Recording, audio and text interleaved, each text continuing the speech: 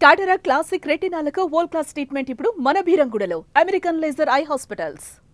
అప్పట్లో మీకు పోటీ ఎవరు? పోటీ మాకేమీ లేదండి అప్పట్లో. అంతమంది అంతా హీరోయిన్లు ఎందుకంటే రమ్య కృష్ణ గారు, మీనా గారు, రోజా గారు, సౌందర్య గారు, ఇంద్రజ గారు, ఇలా అందరూ నగ్మ గారు, అందరూ ఎవరికి వాళ్ళ క్యారెక్టర్స్ వాళ్ళు చేసేవారు. నేనైతే టోటల్ ఆపోజిట్ కదా, బాలకృష్ణ గారి పక్కన, నాగార్జున గారి పక్కన అంతా చేశాను. అయినా కూడా ఒక ఇద్దరు మెగాస్టార్ చిరంజీవి గారు, వెంకటేష్ బాబు గారు, వాళ్ళతో నేను మిస్ అయ్యాను. నాకు మిస్ అయ్యింది. కె విశ్వనాథ్ గారు, దాసనారాయణరావు గారు, కె రాఘవేంద్ర గారు, ఇలా అందరూ పెద్ద పెద్ద డైరెక్టర్స్ తో, లెజెండ్ డైరెక్టర్స్ తో నేను వర్క్ చేశాను. మీరు అంత ఉధృతంగా ఉన్నటువంటి సమయంలో బ్రేక్ తీసుకోవడానికి కారణం ఏంటి? నేను అనుకొని వచ్చింది హీరోయిన్ అవ్వాలి, అయ్యాను. అనుకోకుండా నేను అదే ఇలా మంచి మంచి క్యారెక్టర్స్ చేస్తాను అనుకోలే, కానీ నేను అనుకోకుండా మ్యారేజ్ ఫిక్స్ అయింది. సో అప్పుడు కొంచెం బ్రేక్ తీసుకోవాల్సి వచ్చింది. కానీ నిజంగానే అప్పుడు మంచి క్యారెక్టర్స్ అన్ని మిస్ అయ్యాను. మంచి ఇదిలో ఉన్నారు కదా, మంచి రైజ్ లో ఉన్న టైం. అవును, అద్భుతమైన పీరియడ్ ని ఎంజాయ్ చేస్తున్నారు. కృష్ణారెడ్డి గారు కూడా నాకు చెప్పారు, ఎందుకమ్మా ఇప్పుడు మంచి క్యారెక్టర్స్ చేస్తున్నావు అని చాలా మంది నాకు చెప్పారు. బట్ నాకు నా ఫస్ట్ సినిమా ఆచంటి గోపీనాథ్ గారు ప్రొడ్యూసర్, ఆయన ఇంటికి వచ్చి మాట్లాడారు, ఎంత తొందరగా ఎందుకు చేసుకుంటున్నావు, ఇప్పుడు ఇండస్ట్రీలో ఇప్పుడు నువ్వు లేదంటే ఆ ప్లేస్ చేయడానికి ఇంకొకరు వస్తారు, కాదనిలే, కానీ నీకు మిస్ అవుతుంది అవన్నీ అన్నారు. బట్ ఆ టైంలో నాకు అది నా బ్రెయిన్కి ఎక్కలేదు. కానీ ఆ టైంలో నేను అవును కదా అని ఎందుకు ఒక్క సెకండ్ ఆలోచించుంటే కొంచెం టైం తీసుకొని చేసుకోవచ్చు కావాలి. బట్ ఎందుకో అప్పుడు నేను అది పడిపోయింది. సెంటిమెంటల్ గా ఆమని అంటే ఏమంటారు? ఇండస్ట్రీలో ఒక గోల్డెన్ లెగ్ అనేటువంటిదే ఉంది. ఎందుకంటే ఫస్ట్ సినిమా జమ్మలగడి పంప దగ్గర నుంచి కొన్ని సినిమాలు ఫెయిల్యూర్ సినిమాలు కూడా ఉన్నాయి. అన్ని నేను చేసిన సినిమాలని హిట్ అని నేను చెప్పట్లేదు, but most of the pictures నాది కొన్ని హిట్స్ ఏ ఉంటాయి.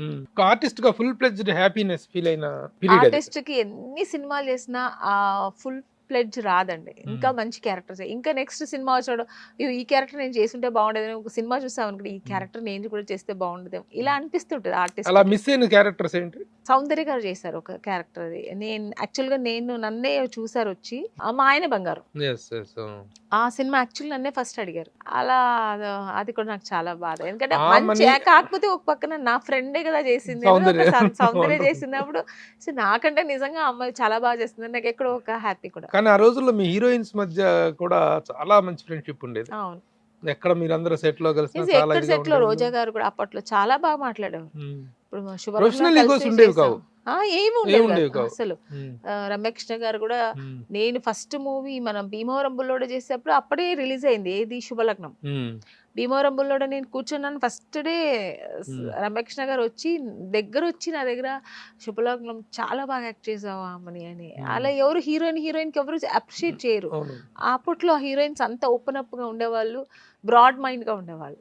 ఆమని అనగానే ఎన్ని సినిమాలు ఉన్నా, ఎన్ని క్యారెక్టర్స్ వచ్చినా సరే, చిలక ఏ తోడు లేక ఇటేపమ్మ ఒంటరి నడక అనేటువంటి పాట, ఆ పాట తర్వాత ఎదురింటి మంగళ గౌరి వేసుకున్న నగల చూడు, ఆ శుభలగ్నం సినిమా అనేటువంటిది మీ కెరీర్కి పెట్టినటువంటి శుభముహూర్తం. అది అద్భుతమైనటువంటి ఒక గేమ్ టర్నర్ అయింది ఆ సినిమా మీకు.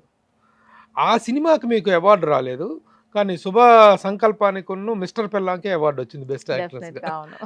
ఎలా అనిపించింది మీకు? దీన్ని కూడా ఎక్స్పెక్ట్ చేశాను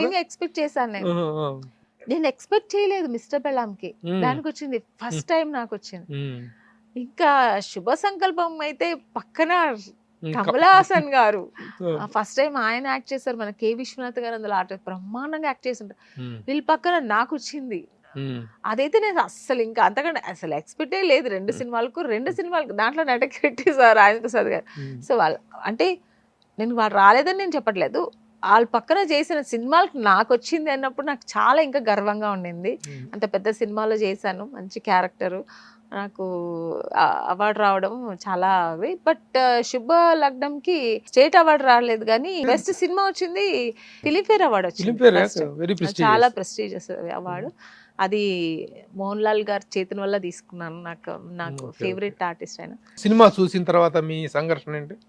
ఒప్పుకున్నప్పుడు మీ ఎక్స్పెక్టేషన్స్ ఏంటి? తర్వాత నేను ఏ సినిమా ఒప్పుకున్నా సెకండ్ ఇన్నింగ్స్ కాదు, హీరోయిన్ గా ఉన్నప్పుడు ఏ సినిమా నాకు కథ చెప్పండి, నా క్యారెక్టర్ నేను అడగను.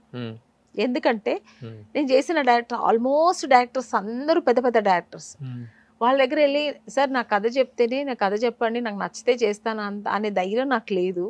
ఇంకొకటి తప్పకుండా నేను హీరోయిన్ గా ఎంత పెద్ద డైరెక్టర్ తో చేస్తున్నానంటే తప్పకుండా అది మంచి మంచి క్యారెక్టర్ అయి ఉంటుంది. ఆ ఒక నమ్మకం నాకు, ఆ విశ్వాసం నాకు ఉంది. కెరీర్ పరంగా మీరు చూసుకుంటే ఇప్పుడు మీరు చెప్పారు ఇప్పుడు నేను క్యారెక్టర్ ఏంటి అని అడగలేదు అని, రెమ్యునరేషన్ ఏంటి అని అడిగారా?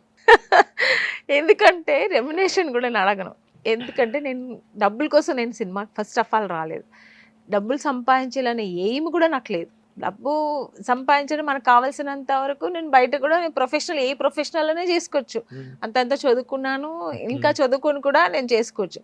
బట్ నేను నాకు అవ్వాల్సింది హీరోయిన్ అవ్వాలి, నాకు ఆ ఫేమ్ కావాలి. అందరూ చూసి అంటే అప్పుడు నాకు పేరు తెలియదు ఆమెని, అదే నీకు ఆర్టిస్ట్ అని గుర్తింపు రావాలి, ఆ ఫేమ్ ఆ ప్యాషన్ నాకు కావాలి.